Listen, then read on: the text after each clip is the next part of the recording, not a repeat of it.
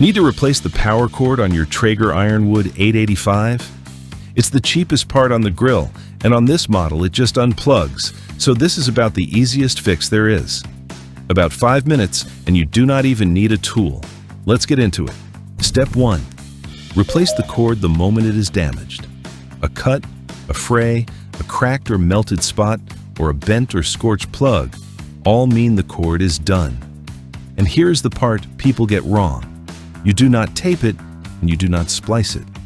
The manual is clear that a damaged cord has to be replaced with the proper one, not repaired. On a part this cheap, that is an easy call. Step 2. Switch the grill off at the back, then unplug the cord from the wall first. Always the wall first. This cord is detachable, so the other end also unplugs from an inlet on the back of the grill, the same way a computer cord does. Step 3.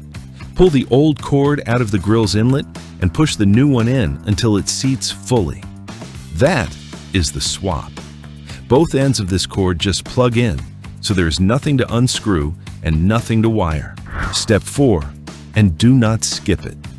This is a 3-prong grounded cord, and it has to stay that way. Plug it into a proper grounded outlet. Never cut off the ground pin, and never run it through a 2-prong adapter. That ground is what protects you if anything inside the grill ever shorts. Now, let's make sure it's working. Switch on and check 4 things. The grill powers up right away with no flicker. Both ends of the cord sit firm, at the grill and at the wall. The plug still has all 3 prongs, ground pin included, and the cord runs clear of anything hot or anywhere it gets stepped on. Pass all of these, and this repair is finished. 2 quick things before you go. First, no, you cannot just tape a frayed cord and keep cooking. A power cord carries the grill's full load, and a damaged one is a shock and fire risk. Replace it. And second, use the correct grounded cord for the grill. A random cord that looks similar may be underrated for the load, and cutting the ground pin to make something fit is never worth it. Before you go, 2 ways to make this cord last. First, route it clear of the hot parts of the grill and out of the path where it gets stepped on or run over. Most cord damage is mechanical, not electrical. And second, when you unplug it, pull the plug, not the cord.